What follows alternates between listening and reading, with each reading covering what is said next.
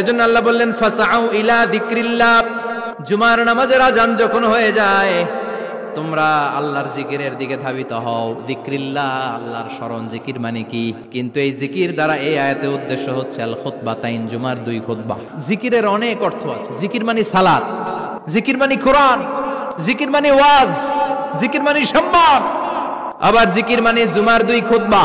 আবার জিকির মানে সুবহানাল্লাহ, আলহামদুলিল্লাহ, লা ইলাহা ইল্লাল্লাহু মুহাম্মাদুর রাসূলুল্লাহ সাল্লাল্লাহু। এটাও জিকির। সুবহানাল্লাহ, আলহামদুলিল্লাহ, আল্লাহু আকবার। এই 3 জিকিরের চেয়ে শ্রেষ্ঠ কোনো জিকির আছে? কথা কন। বিশ্বনবী প্রত্যেক ফরজ নামাজের পরে সুবহানাল্লাহ 33 বার, আলহামদুলিল্লাহ 33 বার, আল্লাহু আকবার 34 বার পড়তেন। রাজি আছেন?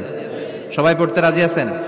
লাফালাফি করবেন না তো, ঘাড় বাঁকা করবেন না তো, হুই হুই করে চিল্লাফাল্লা করা যাবে? জিকিরের মধ্যে সৌন্দর্য আছে না নাই? আল্লাহ নিজেও সুন্দর। আল্লাহর কাছে যেটা আমরা পেশ করব সবটাই সুন্দরভাবে পেশ করতে হয়। চিল্লা এখন ঠিক কিনা?